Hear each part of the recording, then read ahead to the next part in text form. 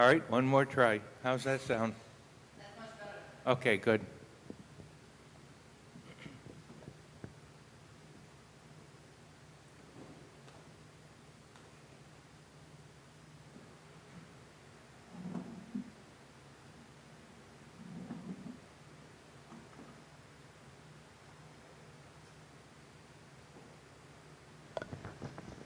And I can tell this is hot. Okay, good. All right, now I'll check the podium.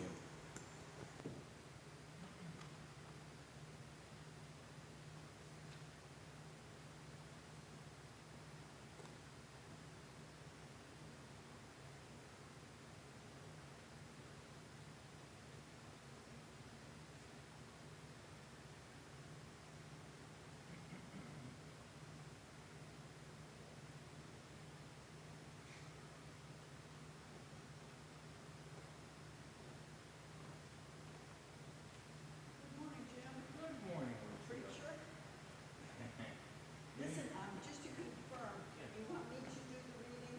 Yes. And the usual Yeah, chalice, yeah, take yeah. the plates and stuff. Yes, yeah, that stuff. I've got the script for you here, if you didn't print it out. Okay, I'll do that. Yeah. I think I even. And then this here, I just added, to the announcements. You just say Seavey, I always do.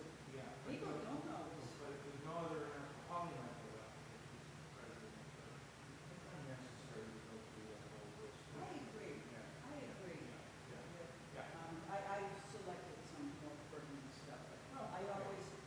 always encourage people, because they should be reading, but people don't necessarily. No, that's true. They miss Yeah, really yeah, important stuff. yeah. So, and I do have some short stuff. Good. But, Yeah, good. That's just one. just to earn my. Yeah, earn your keep. Right. So, let's see, there was supposed to be a check for, Christine's mailbox for the musician, but you don't have the musician. No. Yeah, Andy's here. Oh, Andy's here. Andy's coming. So maybe you already got it. Did you get this check? I didn't give him, I didn't Because see him. she sent me an email. Yeah. Well, is saying there a check that there? there was a check in her mailbox, Uh-huh. but there isn't. Oh, well, maybe Andy got it already, huh? Did you see Andy at all? Yeah, he's been up here practicing. Oh, okay, so he's got it. Oh, that Andy. Yeah. Okay. Andy? Yeah, Hi, did you get your check? I did. Oh, okay, all right. He knows where to sniff it out. I was thinking All right. of it. Adjusted the sound a little bit.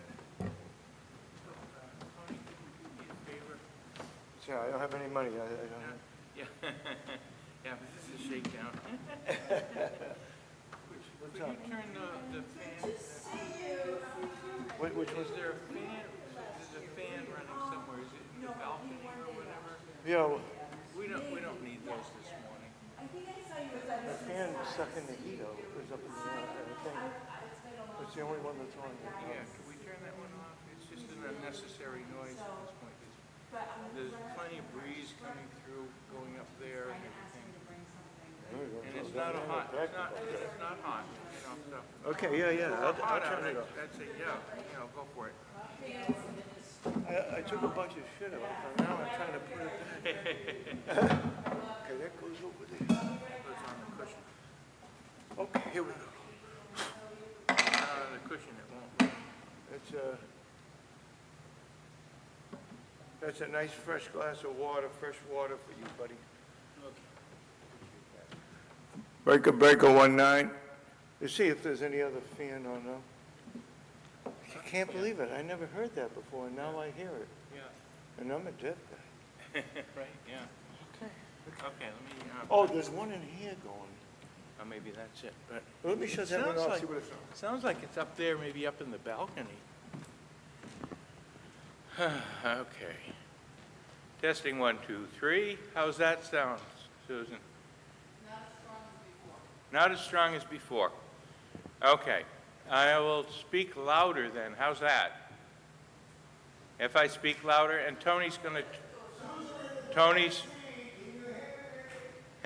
and Tony is going to... No, I will turn up the gain on the podium mic, that's what I'll do.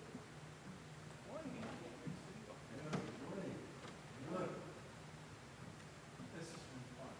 I appreciate the work you've done on the meeting. Yeah, I don't know if people will recognize him as an engineer, well, you know, if the prelude will set them up for it, so, Yeah. hopefully they'll go. but I don't normally play a real loud prelude, but this one is just a fanfare, just kind of, I too am testing. Can you hear me?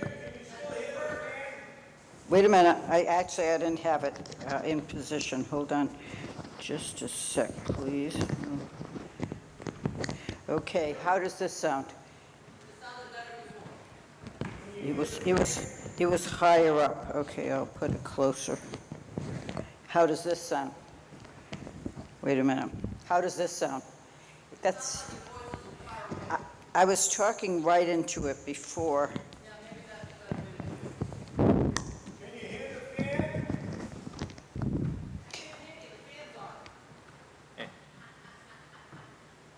Can you hear? Can you hear? I just turned the podium mic up. How does that sound? A little better? Not much. Okay. I'll make sure that I speak nice and loud, and hopefully that'll do it. How does this sound? Okay. Not as good as, yeah. How's this? Oh, the lights up here are annoying. So closer, the closer the better, I guess. How's this? How's this? So that's right into it. I could do that. I think I might do that.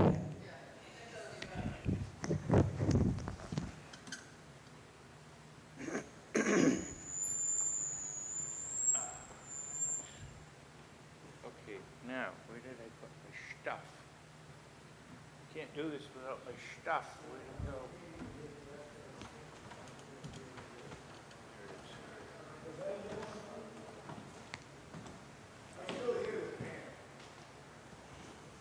You know, Jim, I did look, whoops, let me turn this off. I did look up the Thoreau thing, two sources, and really, that's what he's asking for. Yeah, yeah, yep, yeah. I guess Thoreau's Thoreau. Oh, I've made a little introduction to it. You'll enjoy. I was sure it was just missing a word. Yeah, no. I've been asking you, can you hear the fan? I shut it off, and I think it's still the fan going. Yeah, I don't know. It's gotta be in there. If I shut it off, I don't know if it's open. Should I shut it off? Oh, the one in that one? It's the only, yeah, I shut the fan off. I still hear that. Shut them off. Well, it's good. I just shut it off. I got the window open, maybe I can get the false alarm. Yeah. Good morning, Anthony. How are you today? Pretty well. How are you doing? I did some bacon last night, and I found that if you put 4 of these underneath the podium, you could slide it easy. So it's not only good for the kitchen use, you can use it for the sanctuary. Amazing. Yeah. Appropriate technology, they call It it. wasn't easy. I had to use a crowbar and one of these pickaninny shoelace boards to lift up the podium, and then I did it. Then I shut it back, and you should have seen that lighting concert last night. Oh, there was a concert last night? Yeah, it was, they made a big mess of it. Yeah, I believe it. I didn't get it, yeah, and I get paid in September.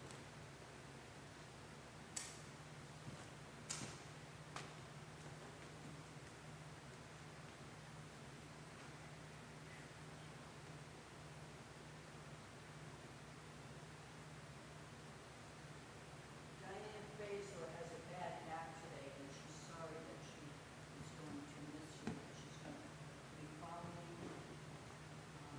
Hey, live. how come I still hear it?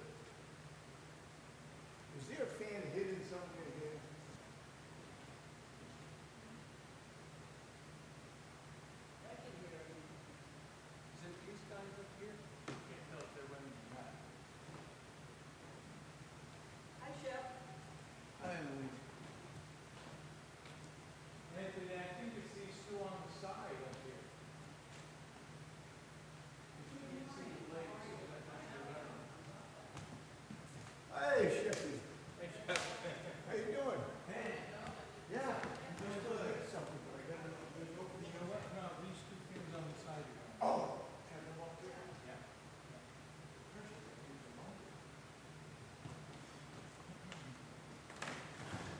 We gotta get the kind of fan that's quiet too.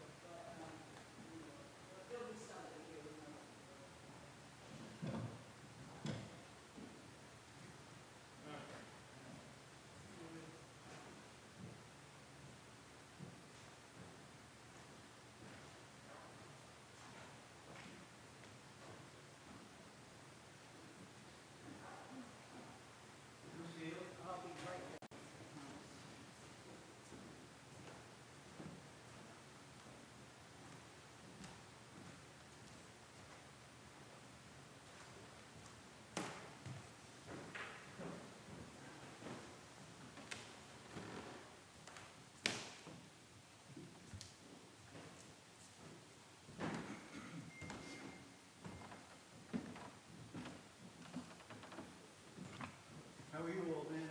Oh, getting there. I'm not sure where there is though. I know what you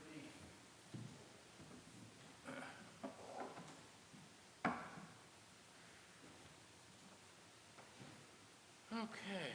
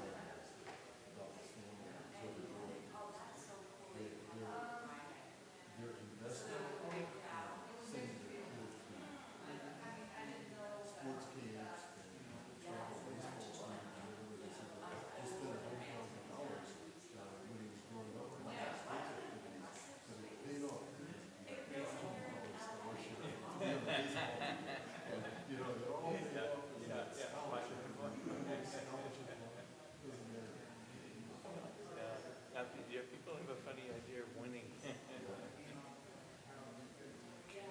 let's see. I want to look up.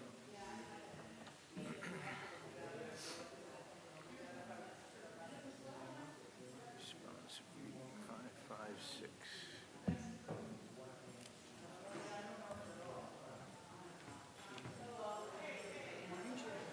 Morning. How are you, Ollie?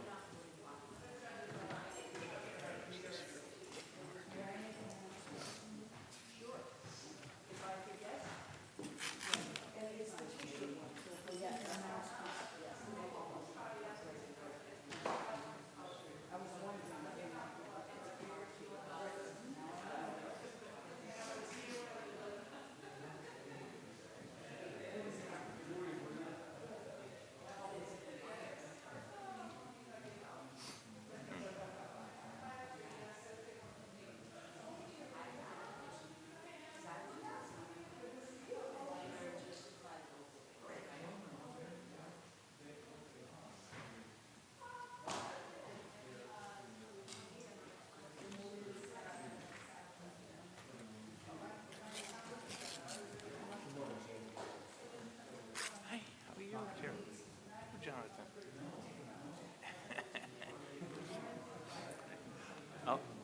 I'll get away from this mic and talk with you, but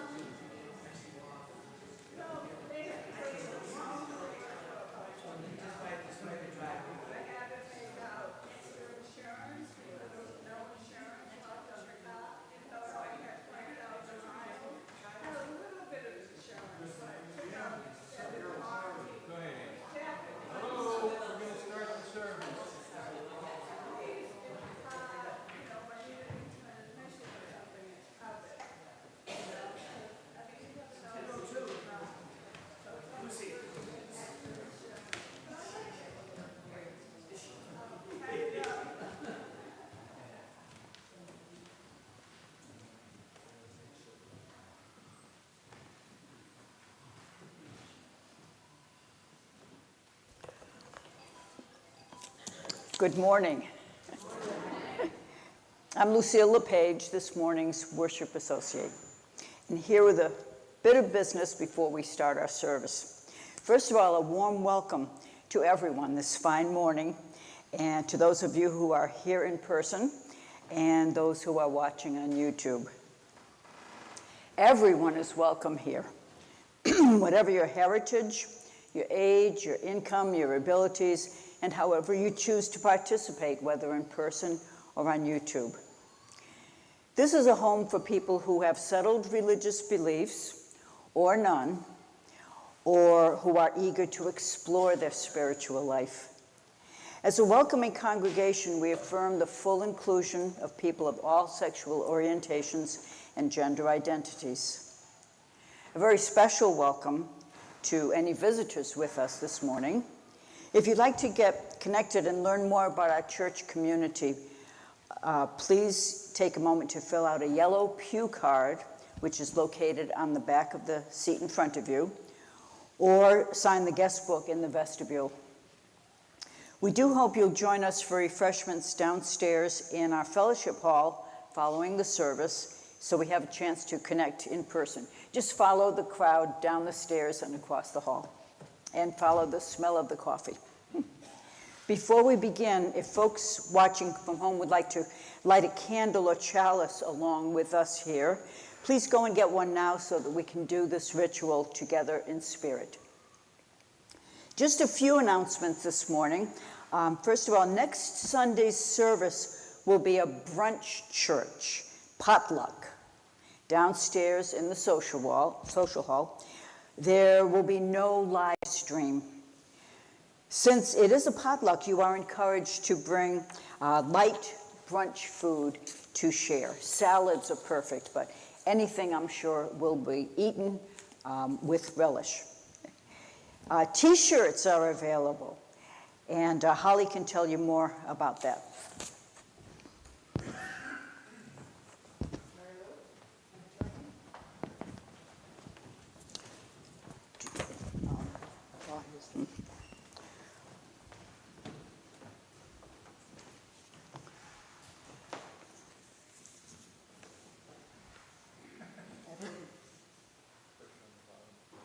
Just hold it for a minute.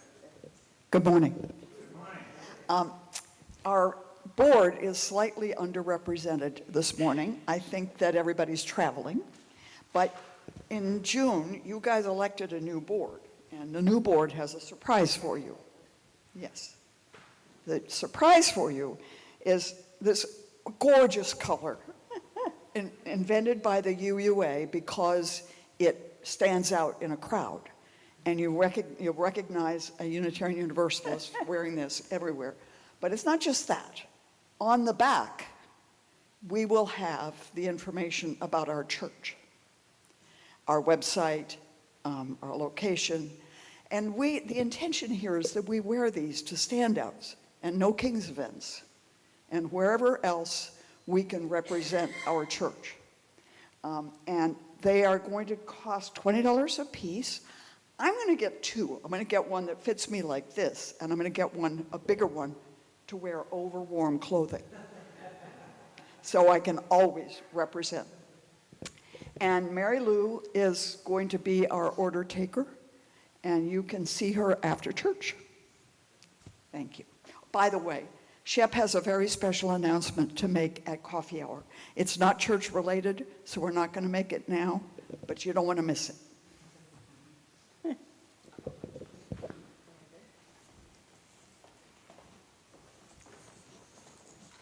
Thank you. Our next book discussion is going to be on August 18th, 3 p.m. in the Williams Room.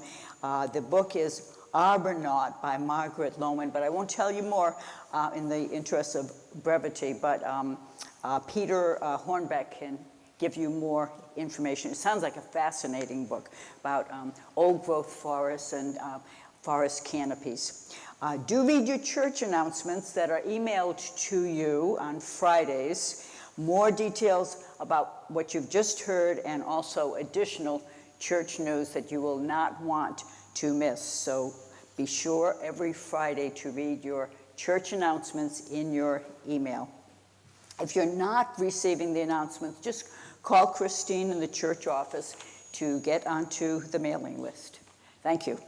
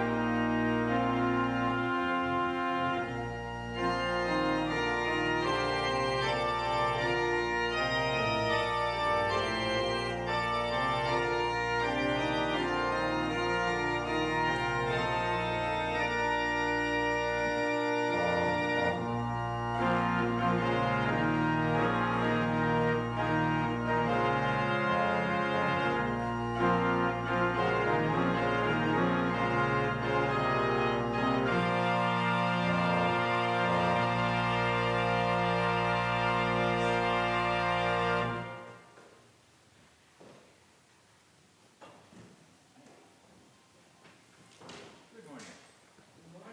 I'm Jim Seavey, your amateur minister for the morning. I'm a longtime UU and spouse to a real UU minister. As Lucille stated, you are all indeed welcome here as we celebrate the sanctity of life on our one planet, sustainer of us all. In the words attributed to the prophetic 19th century activist minister Theodore Parker, be ours a religion which, like sunshine, goes everywhere. Its temple, all space. Its shrine, the good heart. Its creed, all truth. Its ritual, works of love. With this, let us begin our experience of the sublime.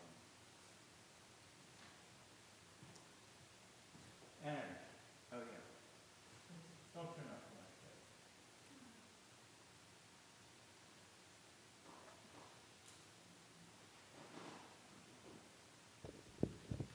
that. We will now, oh, that's much better, isn't it? I must have not had it on.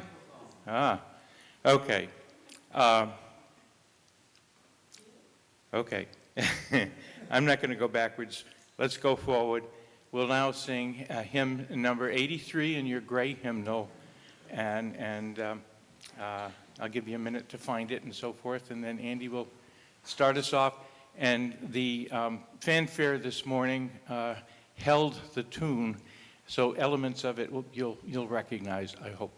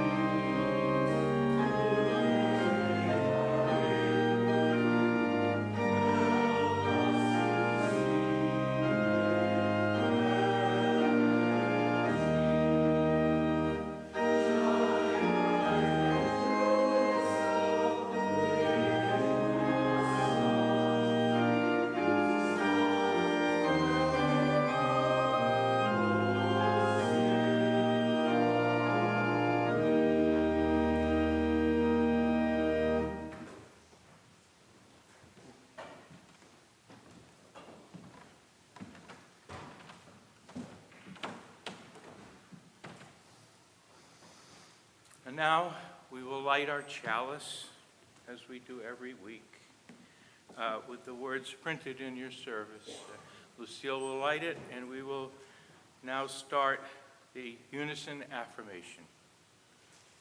In the light of truth, in the warmth of love, we gather to seek, to sustain, and to share.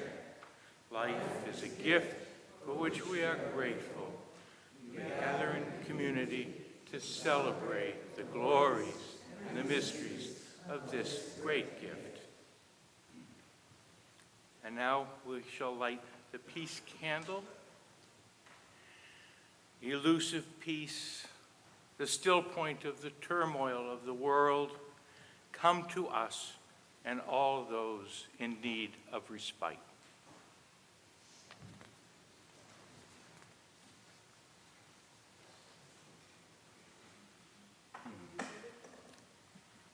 Now, we'll have a responsive reading by the inimitable Ralph Waldo Emerson. Do you want to lead that one?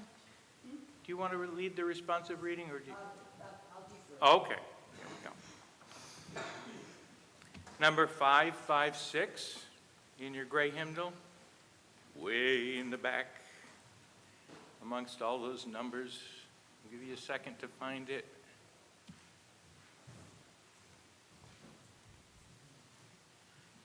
And I'll read the regular type, and you guys get the italic. These roses under my window make no reference to former roses or to better ones. They are for what they are. They exist with God today. There is no time to them. They are simply the rose. It is perfect in every moment of its existence. Before a leaf bud has burst, its whole life acts. In the full-blown flower, there is no more. In the leafless root, there is no less. Its nature is satisfied, and it satisfies nature in all things.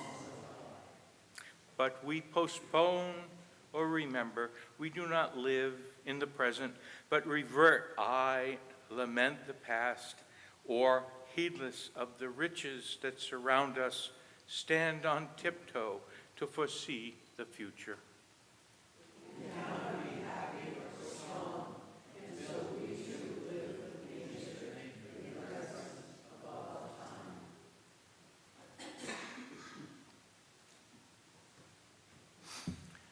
Now, in our service, we take a moment to pray, followed by a silent mulling. Please open your gray hymnal to number 345, which we will sing in our seats to close the silent meditation. 345. Later in the service, we will be reciting a prayer by Henry David Thoreau, which starts, "Great God." Let me now state for those skeptical of the word, Thoreau used God interchangeably with nature, a term he used to mean what we now know as ecology, the earth as a whole system, all parts interrelated and interreacting. When I came to UUism in the 80s, Reverend Howard Hunter over there in Rockport said, "God, or that which is what you imagine to be greater than yourself." I collapsed in relief, muttering, "Oh good, a disclaimer." So now, let this prayer come into being. I raise or lower my voice to the ineffable presence lurking beneath or above our everyday experience. I invoke that presence felt in our bones at moments of transcendence,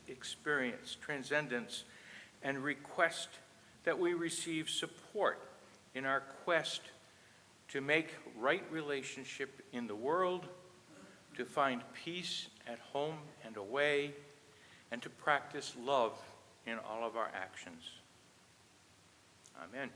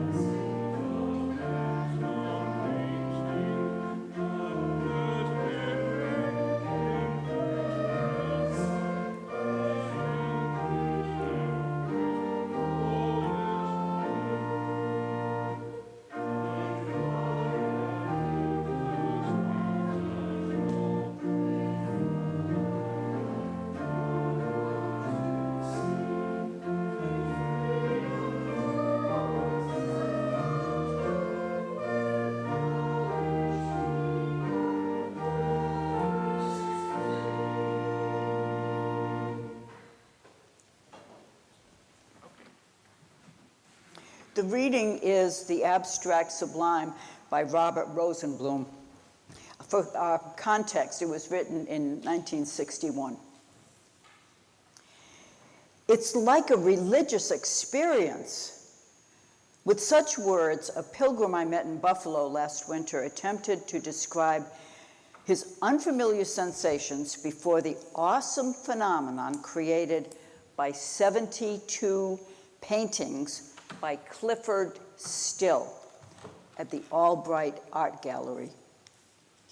A century and a half ago, the Irish Romantic poet Thomas Moore also made a pilgrimage to the Buffalo area, except that his goal was Niagara Falls. His experience, as recorded in a letter to his mother, July 24th, 1804, similarly beggared prosaic response. Moore wrote, "I felt as if approaching the very residence of the deity. The tears started into my eyes, and I remained for moments after we had lost sight of the scene in that delicious absorption which pious enthusiasm alone can produce. We arrived at the new ladder and descended to the bottom. Here all its awful sublimities rushed full upon me. My whole heart and soul ascended towards the divinity in a swell of devout admiration which I never before experienced. Oh, bring the atheist here and he cannot return as an atheist.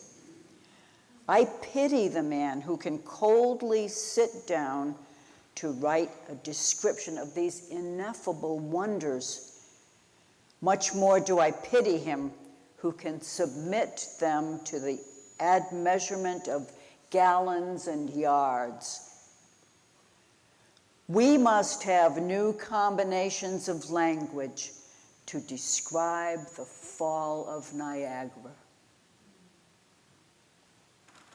Moore's bafflement before a unique spectacle, his need to abandon measurable reason for mystical empathy, are the very ingredients of the mid-20th century spectator's religious experience before the work of Clifford Still.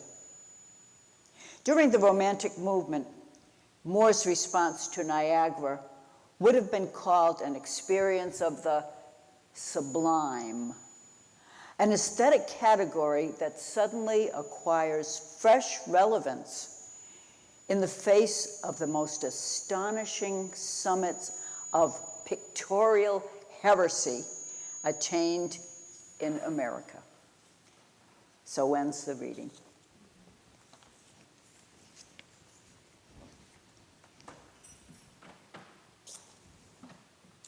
And now, with words adapted from Rebecca Edmondson Lang, we shall begin the process of collecting. We are in this place which we make holy by our presence, here with all your vulnerabilities and strengths, fears and anxieties, loves and hopes. Here where you need not hide, nor pretend, nor be anything other than who you are and who you are called to be. In this place where we can touch as permitted and be touched as allowed, heal and be healed, forgive and be forgiven. In this place where the ordinary is sanctified, the human is celebrated, and the compassionate is expected. Here, in this freely gathered community, we freely give thanks and support as we now receive the weekly collection. And the ushers will come forward, get the plates, and Andy will be playing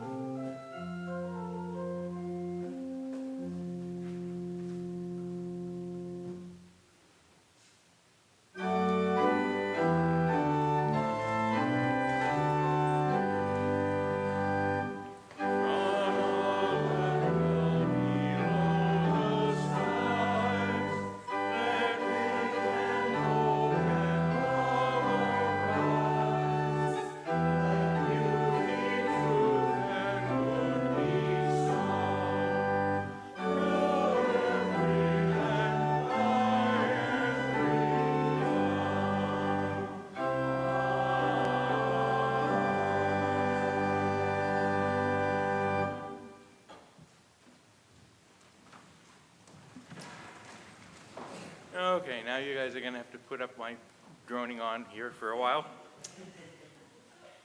This sermon is entitled Living the Ineffable. This wee bit of a Sunday talk is about Cape Ann, as we find it to be a sacred space, a place set aside from the ordinary, an island of that which is larger than ourselves, an island where big space inspired big works written and acknowledging the ineffable and a presence inexpressible in words, big paintings of nothing. Nothing but paint, canvas, and the calling in of an expansive presence. My goal is not to console or conclude, but to ease some head scratching about what we still, after 120 years, call experimental art, and celebrate the creative, curious, and energetic human exploration of this world, this Garden of Eden.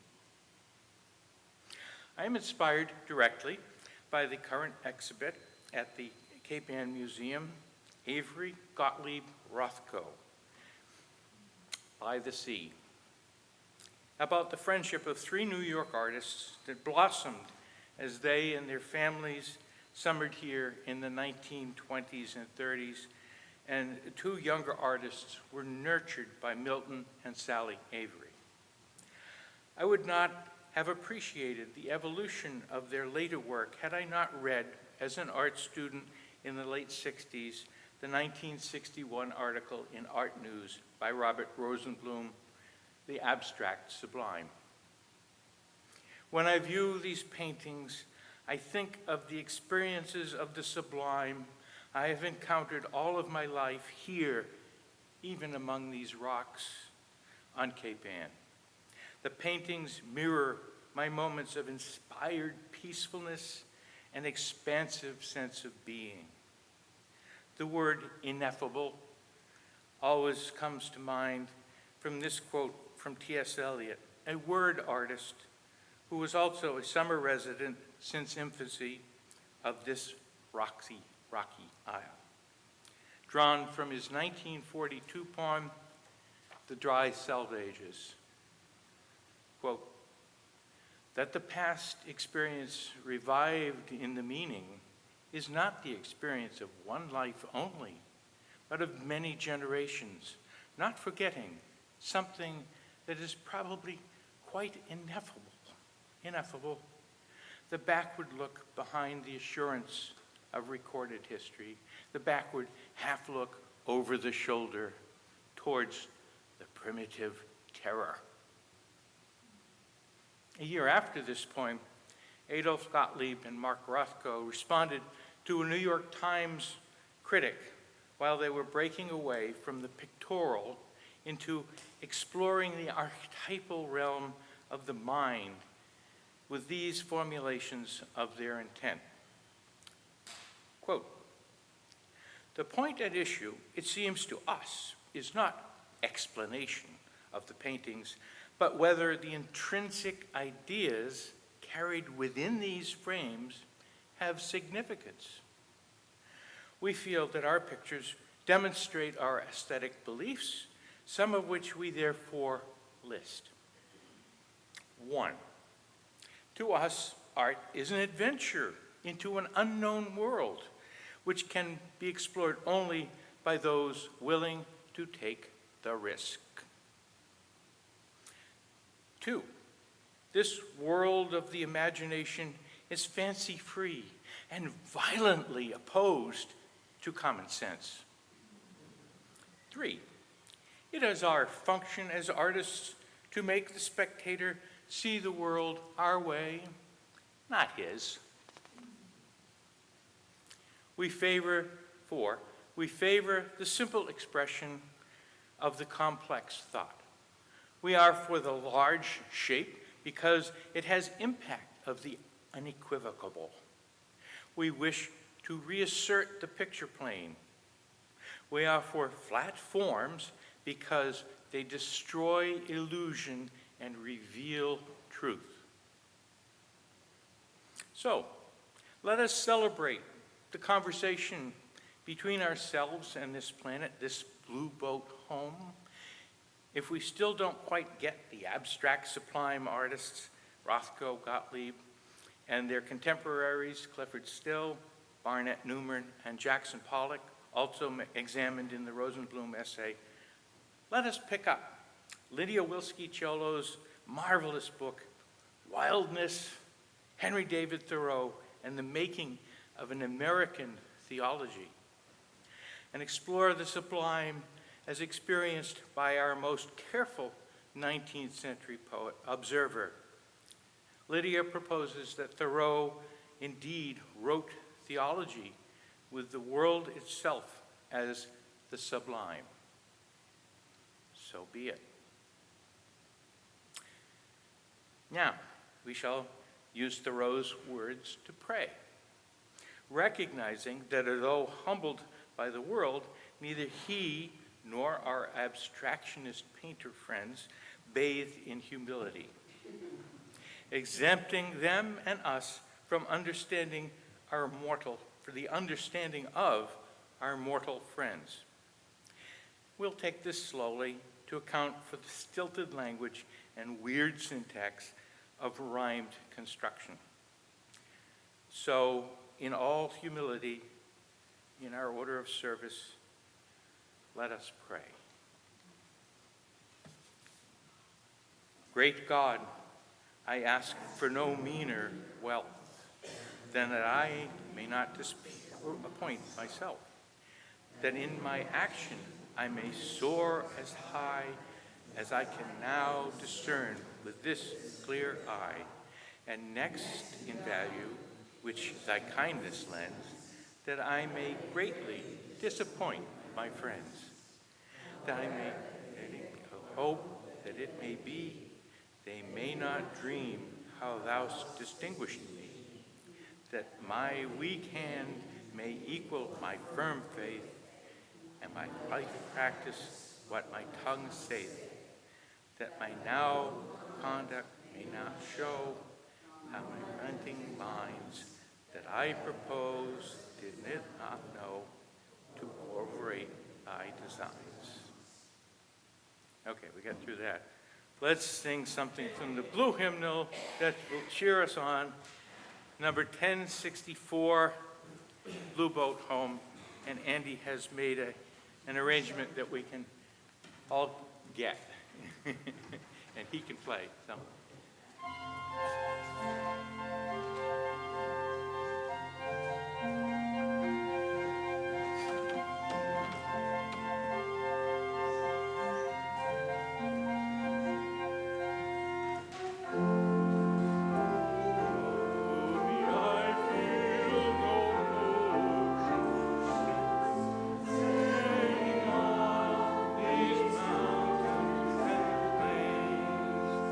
All right.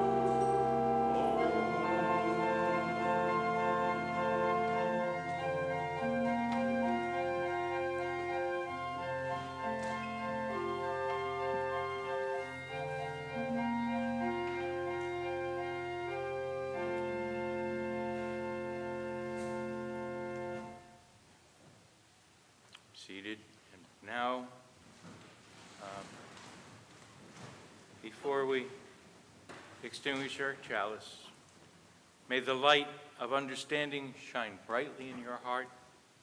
May the peace of sudden illumination dwell within you. May you go in love and return undamaged.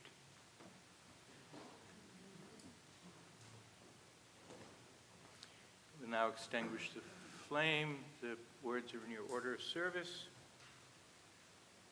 We extinguish this flame, but not the light of truth, the warmth of community, nor the fire of commitment.